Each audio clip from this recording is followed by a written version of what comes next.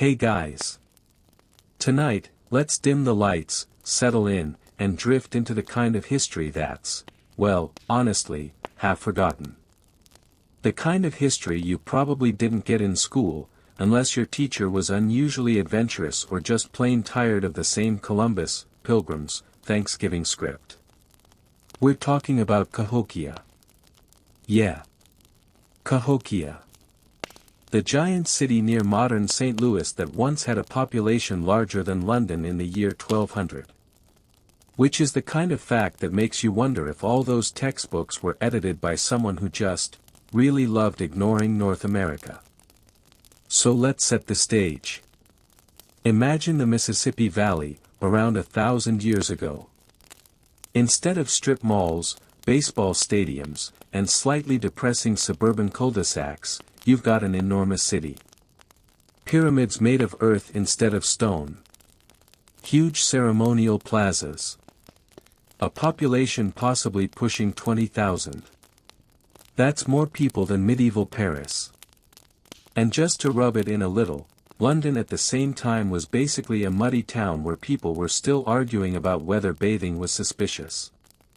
And yet, ask the average person about Cahokia and you'll get silence. Maybe a shrug. Or that awkward look people make when they're just hoping you'll change the subject. But we're not changing the subject tonight. Nope. We're going to lie here and unravel this city, its rise, its glory, its absolute weirdness, and its eventual collapse. And don't worry. It won't be exciting. It'll be calm, smooth, and just the right amount of mildly interesting so that your brain slowly turns down the volume until sleep catches you. So, let's wander back about 1,000 years. Life in the Mississippi Valley. The first thing to understand is that the land around Cahokia wasn't empty wilderness. That's one of those myths people love to imagine about pre-Columbian America. The idea that forests stretched endlessly and deer just politely waited to be hunted. Nope. The Mississippi floodplains were already being farmed, burned, cleared, and reshaped for centuries before Cahokia rose. Corn, beans, squash, the three sisters of agriculture, were everywhere. And with corn especially, you suddenly get calories. Lots of them.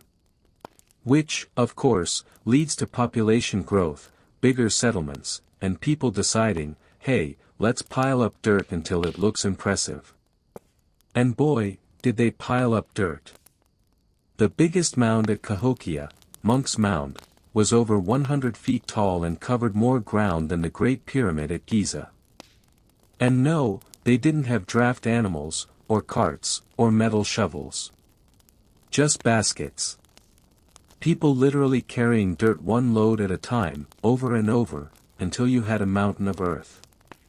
Because apparently, when you're trying to show off power, nothing says, look at me, quite like enslaving your entire community to play dump truck. Now, archaeologists like to phrase this politely. They'll say things like, communal effort, or ritual labor. But let's be real. Some guy at the top was definitely saying, yes, keep piling dirt, and no, you don't get to stop for lunch until I say so. The layout of the city. Cahokia wasn't just one mound, though. It was a planned city. Grids. Plazas. A huge central square that could have held thousands of people. Houses arranged in neat rows, suggesting at least some attempt at urban order. Think of it like the New York City of its day, minus the bagels, plus a whole lot of mosquitoes. And if you're wondering how all these people lived crammed together, well, let's just say sanitation wasn't exactly their strong point. Archaeological digs show pits used for trash and, probably, things we don't want to think about while lying in bed. Food storage, refuse, bones, pottery shards, all mixed together. Which is both gross and extremely human. Because if there's one thing that never changes about cities, it's that someone's always throwing garbage out the window. The mystery of who they were. So who built Cahokia? That's the part that makes historians awkwardly shuffle their notes. The people weren't Cherokee, or Sioux, or any of the later tribes we recognize. The culture existed and thrived for centuries, and then collapsed before Europeans ever showed up. So by the time French explorers came paddling up the Mississippi, Cahokia was already just some weird giant mounds in the landscape. The name Cahokia, by the way, actually comes from a later tribe that wasn't even connected to the builders. Which is kind of like naming the Roman Colosseum after whoever happened to move in 1,000 years later. Historical branding is rarely accurate. But what we can say is that Cahokia was part of what archaeologists call the Mississippian culture. Not because they were all one nation or empire, let's not picture some medieval version of the United States, but because these mound-building societies shared certain traits. Agriculture. Ceremonial centers. Hierarchies that made sure someone was always at the top looking smug. Everyday life in the city. Now, everyday life at Cahokia? Surprisingly familiar, in its own way. Houses were made of wood and thatch. Families clustered together in little neighborhoods. Kids probably played games involving rocks, sticks, and trying not to get yelled at by adults. Farmers spent long hours tending cornfields.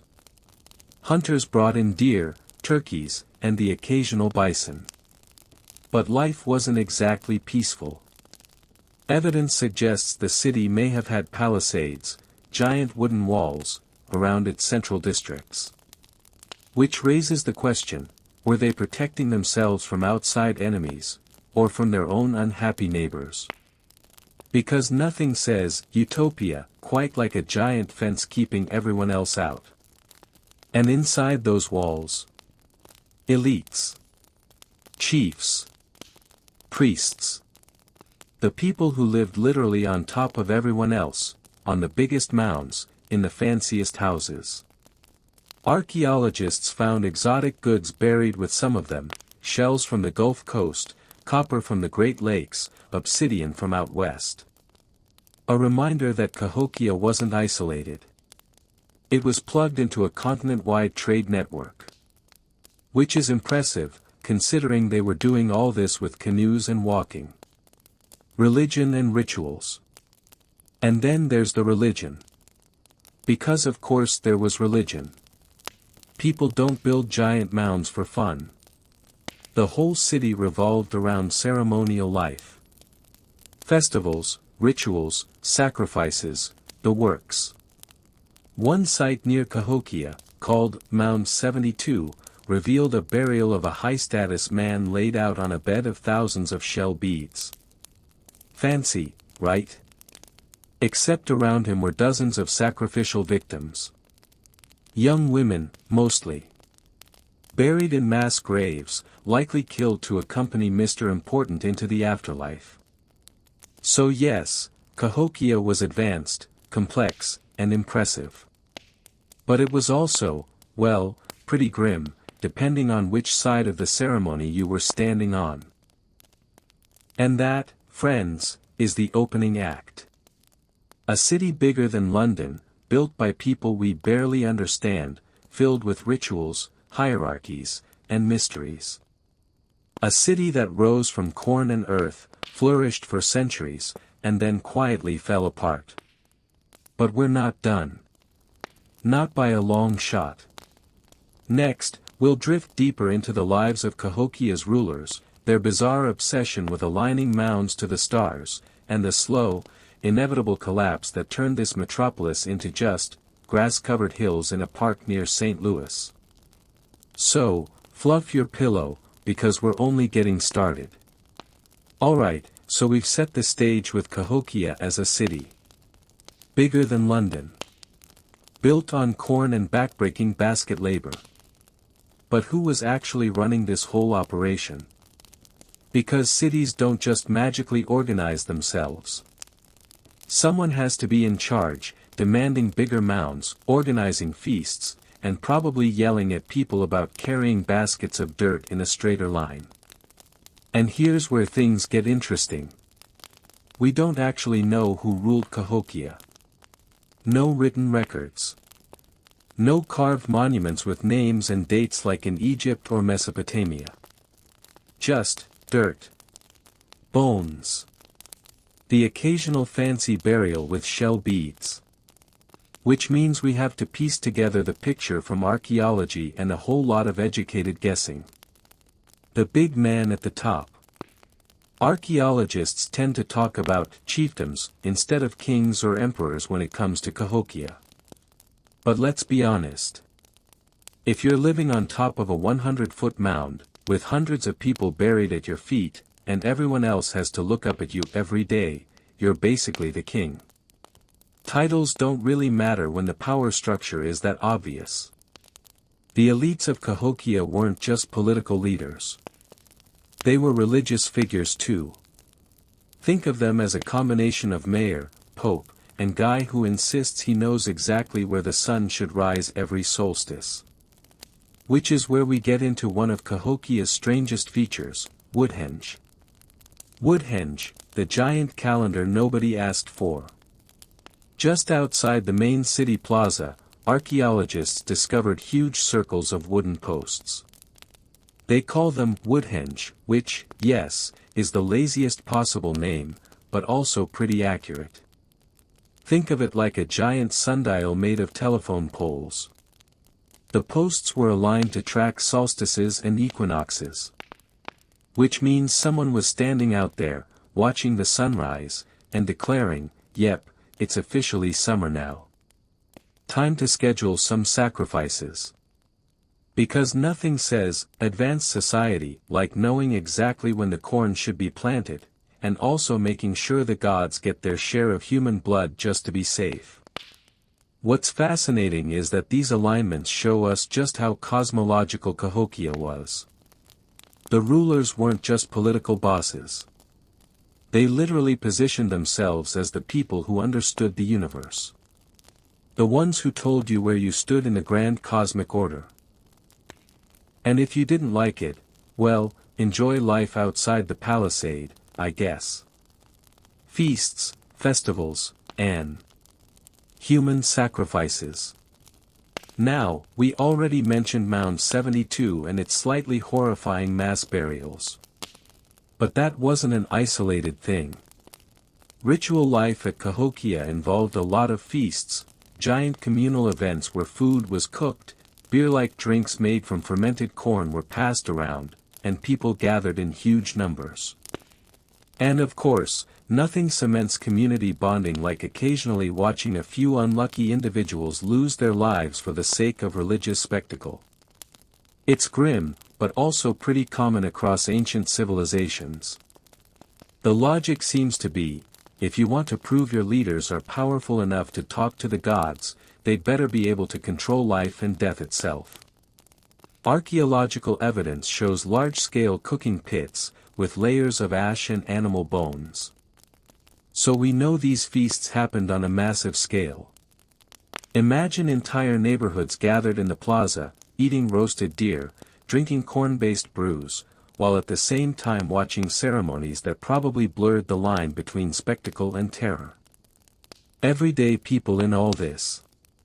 But let's step back for a moment from the rulers and rituals. What about the average Cahokian? The people who weren't living on top of mounds, but down in the rows of thatch houses. Daily life was complicated. Farming was relentless.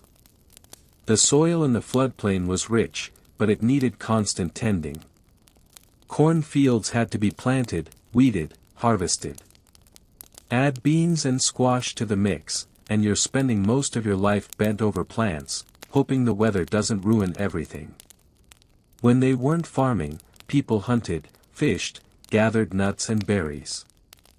The Mississippi River provided catfish the size of toddlers. Deer roamed the forests. Turkeys were domesticated, or at least tolerated, long before they became the unfortunate mascots of Thanksgiving. But living in such a dense city came with problems. Trash pits were breeding grounds for disease. Bones show evidence of malnutrition, despite the agricultural surplus. Which is one of history's cruelest ironies: the more you depend on a single crop like corn, the less nutrition you actually get. Sure, you can feed a lot of people, but you also end up with weak bones and anemia. So while the elites were feasting on exotic foods, the average citizen was probably just hoping their corn mush came with a side of protein now and then.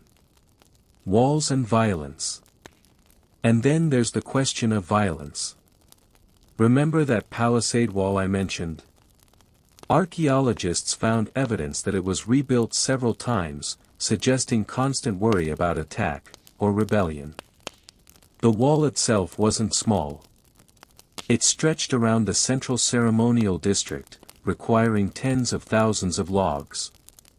Just imagine the manpower it took to chop trees, drag them into place, and keep them upright. So what was it protecting against? Some suggest outside enemies, other chiefdoms in the Mississippi Valley, jealous of Cahokia's power. But there's also the less cheerful option, that the wall was meant to keep Cahokians themselves in line. When you have that much inequality, sacrifices, elites living in luxury, everyone else hauling dirt, eventually, people get restless. And history shows us that restless people plus fences rarely ends in harmony. The cosmic order. At its core, Cahokia was about order. Cosmic order. Social order. Agricultural order. Everything had its place. The mounds aligned to the stars. The plazas aligned to the mounds. The people aligned to their rulers. And if you broke that order, well, the gods might stop the corn from growing. And that was everyone's problem. Which makes Cahokia feel both distant and strangely familiar. On one hand, you've got a society with completely alien rituals, building styles, and cosmology. On the other, you've got humans being humans, elites demanding labor, people building monuments they'll never live on, communities worrying about their next harvest, and everyone secretly judging each other's houses. So, as we lie here drifting, picture this city at its height. The mounds rising above the Mississippi floodplain. Thousands of people moving through the plaza. Smoke rising from cooking fires. Priests watching the sun climb over Woodhenge, declaring that the cosmic calendar had flipped. And somewhere, a teenager was probably grumbling about hauling yet another basket of dirt up a mound. That's the beauty of Cahokia. It's massive. It's mysterious. And it's oddly human. But like all cities, it didn't last. In our next gentle drift, we'll watch how things started to unravel, climate problems, social unrest, over-farming, and how this metropolis slowly became a ghost of itself. A grass-covered memory just outside St. Louis. So, we've built Cahokia up to its peak. Huge city, rulers on their fancy mounds, Woodhenge pointing to the heavens, massive feasts, and the occasional unpleasant ritual involving someone not making it to dessert. Everything sounds stable. Permanent. Like the kind of place that should have just kept going, slowly morphing into some grand pre-Columbian empire. But here's the thing about human cities, they have expiration dates. And Cahokia, for all its size and influence, was no exception. By about the year 1300, the place was basically done. Abandoned. Empty. The grand plazas silent, the mounds slowly turning into grassy hills. Which begs the big question, why? Climate, the little ice age says hello. One major culprit is climate. Around the 13th century, the world slid into what's often called the Little Ice Age. Temperatures dropped. Weather got weirder. Crops didn't behave the way they were supposed to. And when your entire civilization depends on corn, not just as food, but as the cosmic glue that holds your society together, well, bad harvests aren't just an inconvenience. They're existential. Imagine year after year of unpredictable rain, flooding one season, drought the next. The harvest fails. People start going hungry. The feasts shrink. The elites on the mound still demand their rituals, but eventually, even the most loyal subjects start asking, do these guys actually control the cosmos, or are they just really good at making us haul dirt? It's not a good look when your religious authority is tied directly to agriculture and then, agriculture stops cooperating. Overfarming and soil problems. But it wasn't just the weather. Cahokia's sheer size was part of its downfall. Farming that much land, for that many people, stripped nutrients from the soil. Archaeologists have found pollen records showing heavy deforestation in the region. Forests cut down for firewood, for construction, for those endless basketloads of palisade logs. Take away the trees, and suddenly you've got erosion. Topsoil washing away. Floods hitting harder. The environment that once supported Cahokia became strained under the weight of its own population. It's the classic story of human cities, build too big, too fast, and eventually the ecosystem taps out. And unlike modern cities, they didn't have fertilizer trucks or international trade to fall back on. When the corn stopped thriving, so did the people. Internal tensions. Now, let's float inside the city walls for a moment. Imagine you're an average Cahokian, working yourself sore in the fields, barely scraping enough food to get by, while up on Monk's Mound the elites are still throwing elaborate feasts and conducting sacrifices. At some point, resentment must have boiled over. That massive palisade we talked about? The one rebuilt multiple times? Yeah. It probably wasn't just about defending against outsiders. It might have been about holding the city together from the inside. The richer classes literally walling themselves off from the poorer classes. Because nothing says societal harmony like a giant fence reminding you of who's in charge. There are hints that Cahokia's decline wasn't just slow starvation, but also political fracture. Factions forming. Families and clans turning on each other. And when food is scarce, alliances tend to crack. Disease and population pressure. We also can't rule out disease. Dense cities are basically petri dishes. People packed close together, sanitation not exactly top tier, trash pits piling up. It doesn't take much for illness to spread. And then there's the possibility of outside contact. Cahokia was connected by trade networks stretching across the continent. Exotic goods came in, shells from the Gulf Coast, copper from the Great Lakes, obsidian from the Rockies. Which means germs could travel too. No one's sure exactly what role disease played, but in a society already strained by food shortages, even a modest epidemic could have been devastating. The rituals stop working. What really fascinates me, though, is the psychological side. Imagine you're a Cahokian in the year 1250. The feasts aren't as big. The woodhenge alignments don't seem to matter when the crops still fail. The leaders keep demanding loyalty, but their magic, their divine connection to the sun and stars, isn't delivering anymore. How long before people just stop believing? Before they stop showing up to rituals? Before the entire cosmological system that held Cahokia together simply unravels? And once faith in the elites collapses, the city itself collapses. Because Cahokia wasn't built on stone walls or iron weapons. It was built on belief. Abandonment. By around 1350, Cahokia was deserted. Not gradually shrinking into a smaller town, just gone. Thousands of people left, scattering into smaller villages across the Midwest and the South. The mounds were left to the grass and the rain. The plazas turned into open fields. It wasn't conquered. It wasn't destroyed in some giant battle. It simply dissolved. Like mist evaporating. Which is somehow sadder than fire and blood. A city that had once been the largest in North America, bigger than London, just faded away into silence. The memory of Cahokia. Here's the haunting part.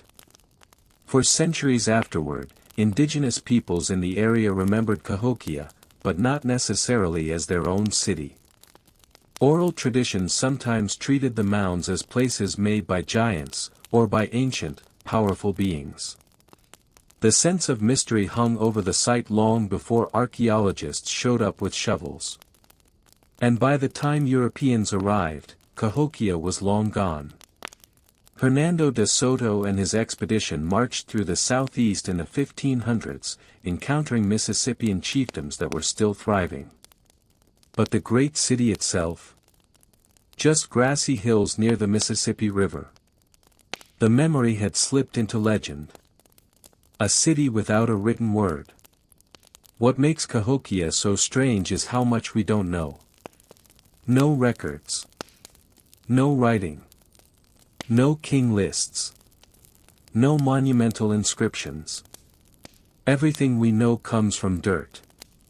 Charred seeds, post holes, bones, beads, flint chips. It forces us to remember that human history isn't just the story of kings and queens with chroniclers writing in neat Latin scripts. Most of human history looks like Cahokia, vast societies leaving behind nothing but physical traces, their stories lost except for the faintest outlines. And yet, in those outlines, we see a city of thousands, organized religion, astronomical alignments, trade networks stretching across a continent. A place that was, for a brief few centuries, the heart of a world. So as we drift, imagine those mounds in the moonlight. Silent, grassy, almost ordinary, except they're not. They're the bones of a forgotten city.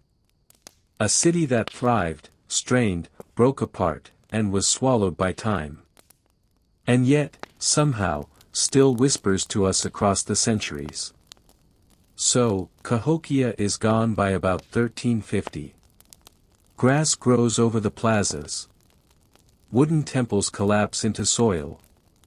The palisades rot away. The Mississippi floods carry silt over abandoned fields. From the outside, it looks like nature erasing history with a gentle sweep. But of course, cities don't just vanish without leaving echoes. And Cahokia's echoes are surprisingly loud for a place without a single written word. The mounds remain. The most obvious echo is, of course, the mounds. You can't really miss them. Especially Monk's Mound, the largest earthen structure in the Americas north of Mexico. Even today, it looms. Green and rounded, like some oddly symmetrical hill that looks a little too deliberate. Early European settlers couldn't believe indigenous people had made them. The usual colonial arrogance kicked in, clearly ancient giants must have done this. Or maybe lost tribes of Israel. Definitely not the people who still live around here, because that would ruin our sense of superiority. So for a long time, the mounds were misattributed to mythical, mound builders, a made-up race invented to soothe European egos. Only in the last couple centuries did archaeologists finally acknowledge, no, the people who lived here built this. Indigenous people, with baskets of dirt and endless patience. Which, frankly, is way more impressive than giants. Indigenous memories. For native peoples in the region, though, the mounds were never just random hills. Oral traditions connected them with ancient beings, spirits, or ancestral presences. The exact stories varied by group, Illinois, Osage, Ho-Chunk, but the sense was the same, these weren't ordinary landscapes. They were charged. Sacred. And that's probably the best way to see Cahokia now, not as a lost city, in the Indiana Jones sense, but as a sacred landscape that still held power even after its population dispersed. The memory lingered, not as history, but as myth. Archaeology's long obsession. Fast forward to the 19th century. Archaeologists, or, to be more accurate, treasure hunters with shovels, start poking around the mounds. They dig. They remove artifacts. They fill museums with copper plates, shell beads, pottery fragments. Some of the early digging was careless, destroying layers of history in the rush to grab souvenirs. But eventually, actual archaeology took over. Stratigraphy. Soil analysis. Radiocarbon dating. Slowly, Cahokia's story emerged, the plazas, the palisades, the feasts, the sacrifices, the decline. And yet, the mystery remains. Why did Cahokia collapse? Why so suddenly? Why does it feel both familiar and utterly alien? Archaeologists still argue, which, to be honest, might be Cahokia's greatest legacy, keeping grad students awake at 3 a.m. with unsolvable questions. Cahokia versus London. Here's one of my favorite little comparisons. Around the year 1200, London's population was maybe 20,000. Cahokia? Same ballpark. Possibly larger. Which means that, at its peak, Cahokia was on par with the biggest city in England. But only one of them kept going, with stone churches, chronicles, kings, and eventually, traffic jams. The other melted away, leaving silent earthworks. It's humbling to realize that what we think of as civilization isn't always permanent. Cahokia was every bit as much a city as London. It just left a different kind of footprint. The layers beneath St. Louis. And here's the part that really twists the knife. Modern St. Louis grew up just a few miles from Cahokia. In fact, St. Louis itself used to have dozens of mounds. It was nicknamed Mound City. What happened? Well, city planners happened. Developers flattened most of the mounds in the 19th century to make room for streets and buildings. Imagine casually bulldozing priceless archaeological treasures to put in a row of brick houses and saloons. That's exactly what happened. Today, only a handful survive in St. Louis.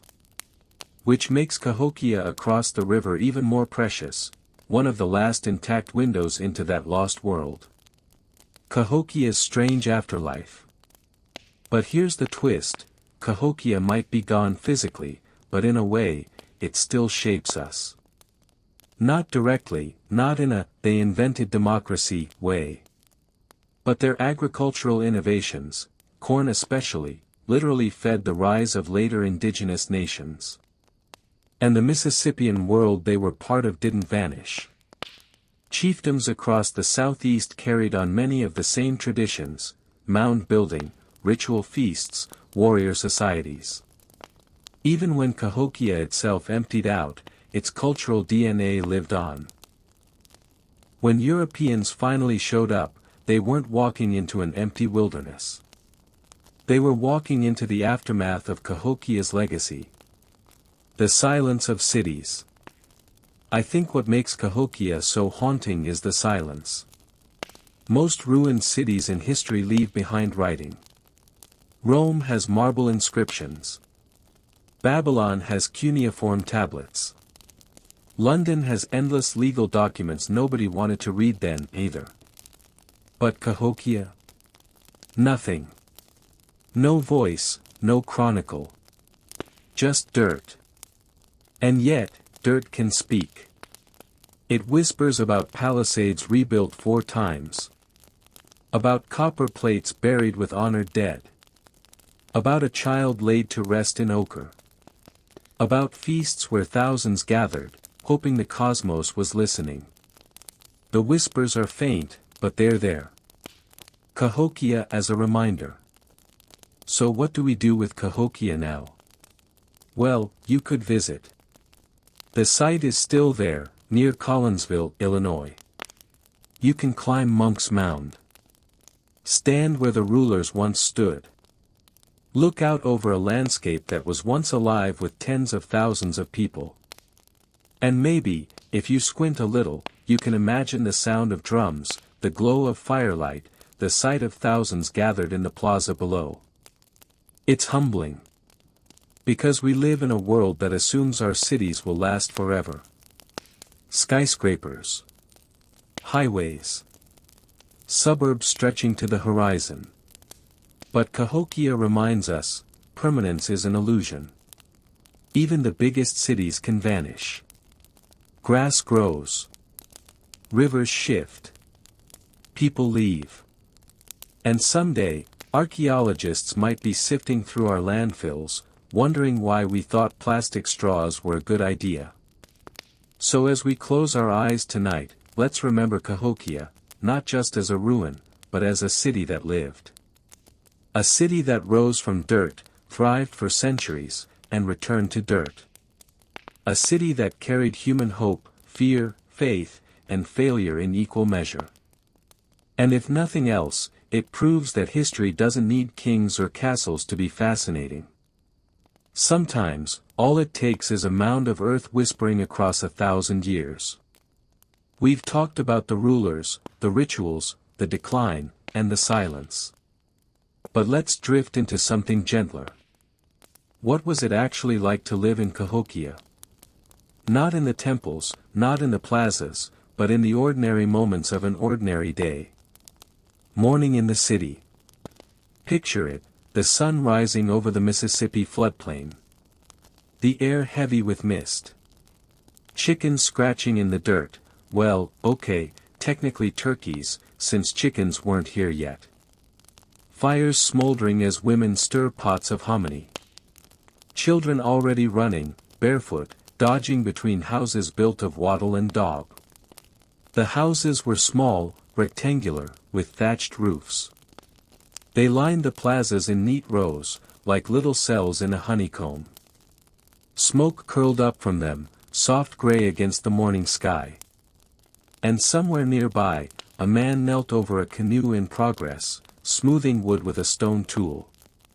Because even in a metropolis, you always needed boats. The river was the highway. Food and fields. Corn was the star. By 1100, Cahokia was a corn kingdom. Maize fields stretched across the floodplain, mixed with beans and squash, the three sisters. They weren't just calories, they were culture.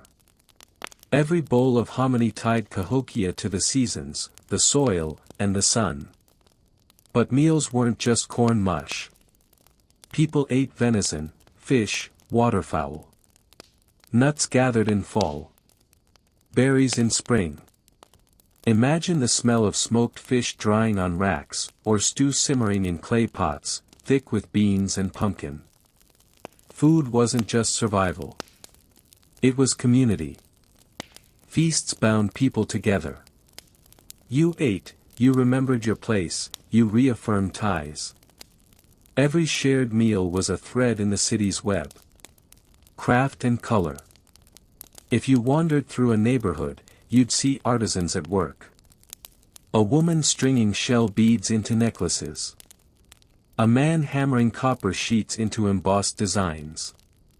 Another carefully shaping a figurine, maybe of a bird, maybe of a woman with stylized hair. Clothing wasn't dull either. Wool tunics and breechcloths, sure, but decorated with dyed fibers, beads, feathers. The Mississippian world loved color. Reds, blacks, whites, all arranged in striking contrasts. If you were someone important, your regalia screamed it. Capes of feathers, belts of shells, headdresses with copper gleam. Even ordinary people had flair. Humanity always finds ways to decorate itself, even when life is tough.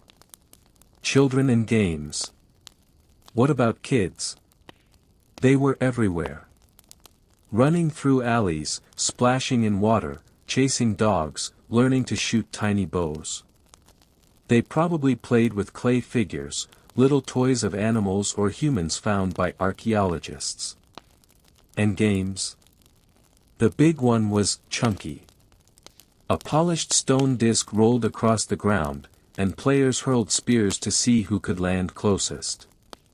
It was gambling, it was entertainment, it was politics. A good chunky match could settle disputes, or maybe start them. Think of it as Mississippian baseball with much higher stakes. Nightfall. When night came, the city glowed. Fires flickered across the plazas. Drums echoed faintly. Songs rose into the dark. Priests prayed. Families whispered around their hearths. Children drifted to sleep on mats while the grown-ups told stories about spirits, animals, and worlds above and below. And above it all, the mounds loomed, silent, heavy, eternal. Watching. The human thread. The point is, Cahokia wasn't just rulers and sacrifices. It was mothers cooking, children playing, artisans making things beautiful. It was laughter, gossip, jealousy, pride. It was a city of people being, well, people. And that's what makes its disappearance sting. Because we know their lives weren't that different from ours.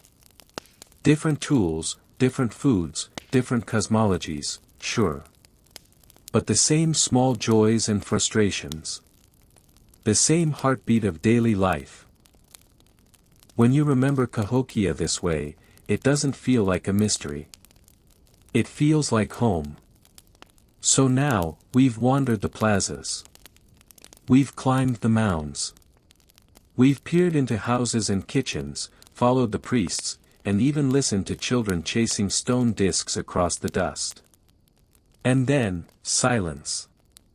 Cahokia faded. Its plazas emptied.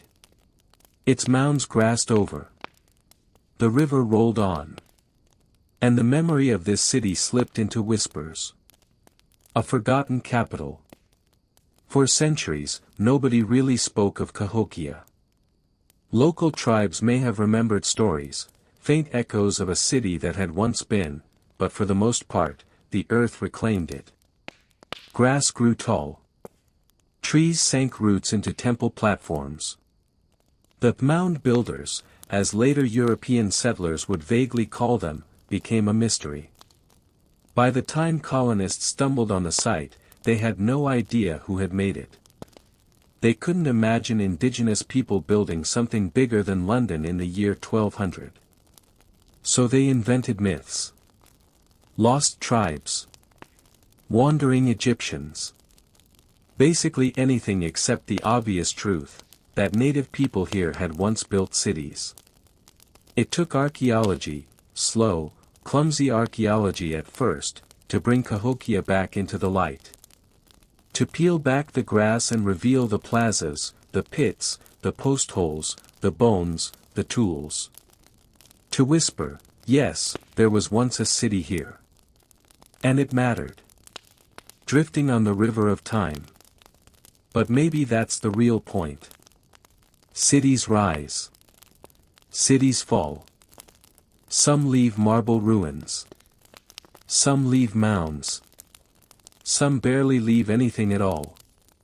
And Cahokia sits among them, a reminder that history isn't just Europe and castles.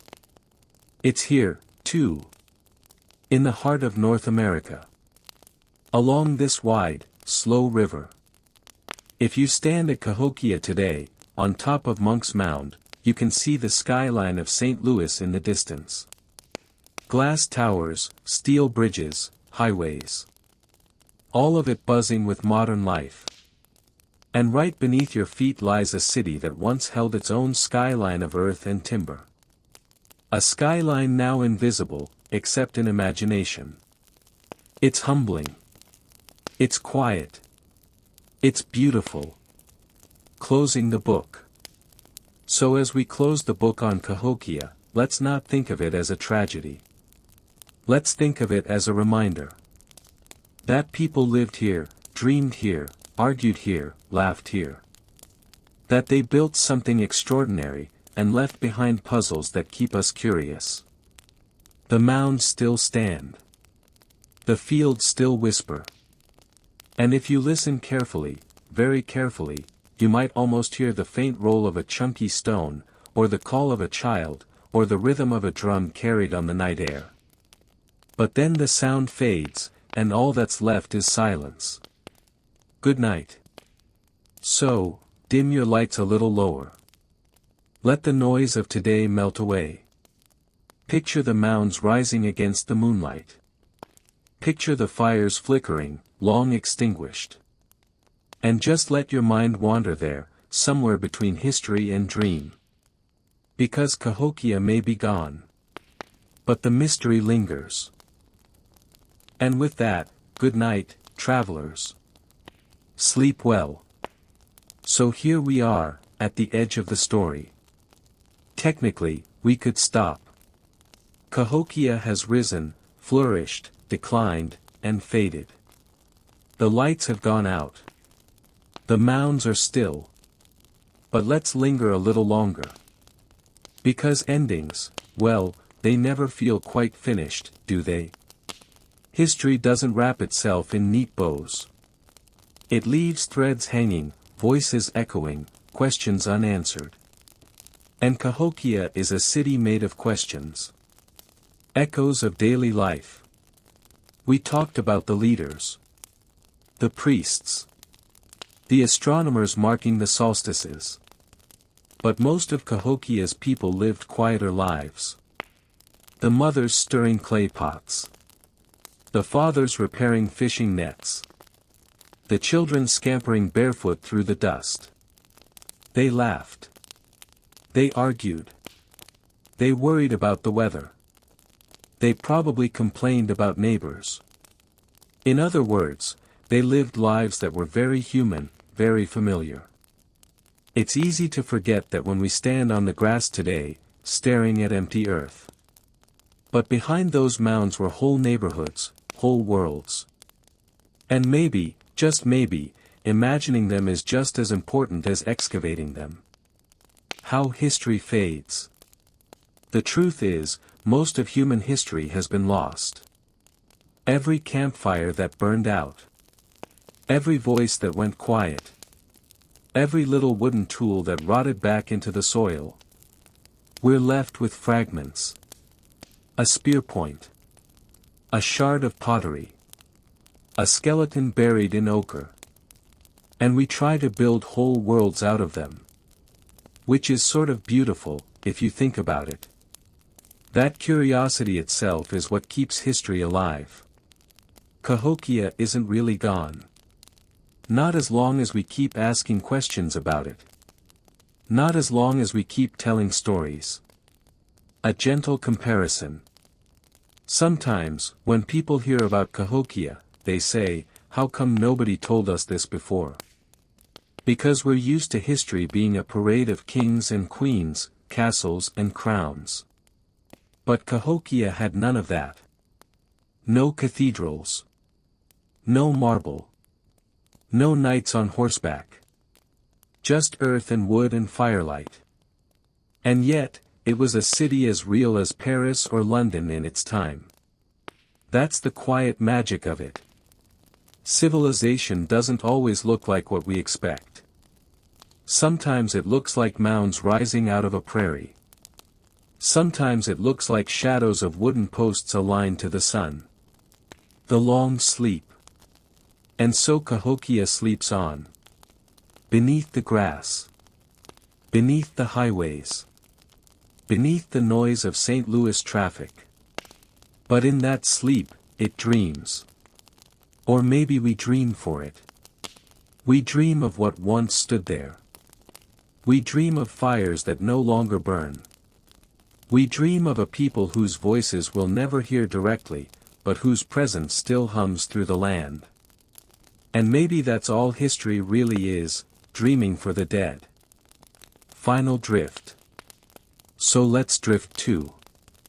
Let the story dissolve, the way Cahokia dissolved into time. No sharp edges, no final answers. Just a slow fade into quiet. The mounds are still there. The river is still flowing.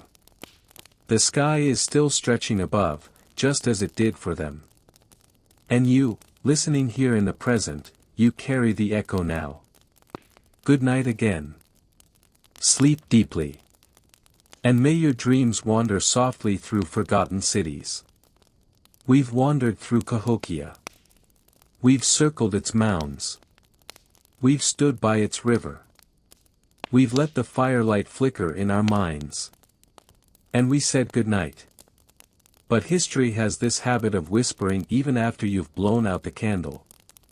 Because Cahokia isn't the only city like this. The ghosts that repeat. Across the world, there are places that grew, thrived, and quietly folded back into the earth. Cities without neon signs or guidebooks. Just dirt and stone and memory. Cahokia, with its homes stacked like Lego bricks without doors. Mohenjo-daro, where people built drains before they wrote poetry. And Tikal, where jungle swallowed stone temples whole. Different continents, different people. Same pattern. Humans build. Humans fade. Time shrugs. It's not depressing, though. It's grounding. Because we're part of the same rhythm. We build skyscrapers instead of mounds. Highways instead of wood henges. But in the end, the ground always wins. Thinking about permanence. Cahokia reminds us that permanence is an illusion. You can pile up millions of baskets of dirt into a hill so tall you can see it for miles. You can fill a city with thousands of people, feasts, rituals, burials, beliefs. And then, centuries later, it's just a grassy bump on the side of a highway. Tourists stop, climb it, snap a picture, drive off to Starbucks. It's not exactly tragic. It's just how time works. And it makes you wonder, what will people think of us 1,000 years from now? Will they look at crumbled skyscrapers and call them mounds? Will they puzzle over our plastic the way we puzzle over spear points? The human constant. The details change, stone tools, bronze swords, smartphones, but the basics don't. People still argue. People still hope. People still try to cheat death. And people still build things that outlast them, even if just barely. Maybe that's the comfort in Cahokia's story. That even though the city is gone, its people are still here in a way. Not physically, but in the rhythm of what it means to be human. A gentle wander. So, let's drift further. Picture all these forgotten cities, side by side, in some dreamlike atlas. Cahokia's mounds glowing faintly gold under starlight. Mohenjo-daro's bricks warmed by desert wind. Maya temples echoing with ghost parrots. It's not sad. It's serene. A long exhale of humanity. And as you close your eyes tonight, maybe your mind will wander into one of those cities. Walk down a dirt path. Hear distant drums. Smell wood smoke. See faces that are gone but not forgotten. Final murmur. And with that, we really do drift to the end. History never gives us endings, only pauses. Cahokia is one pause in a very long story. And now, so is this. So let the echoes fade. Let the night carry you. And if you dream of mounds, or rivers, or ancient fires, well, that's just history whispering you to sleep. Good night, again. We've been floating with Cahokia for hours now. Mounds, fires, ghosts, echoes. But here's the strange part, if you want to see it today, you don't have to sail off into the wilderness. You don't need a machete or a map scrawled in the margins of an old book. You just drive toward St. Louis.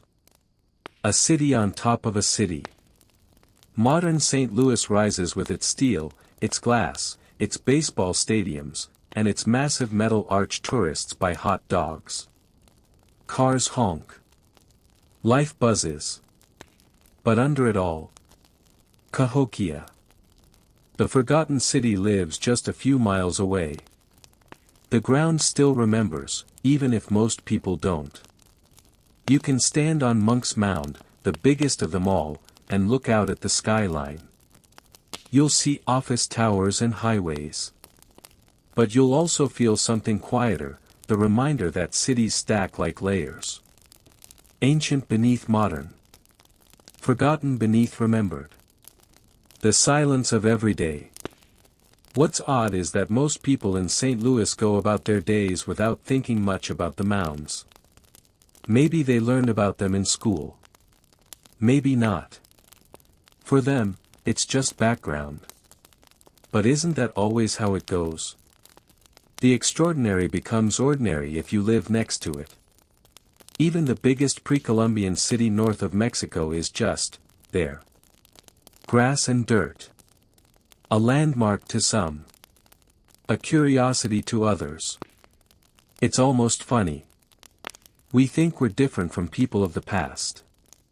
But give it a few centuries, and our skyscrapers might look like odd green hills too. Folding back into the earth. That's the hum of history. What we build will fade. What we call modern will someday be ancient. What feels permanent will fold back into soil.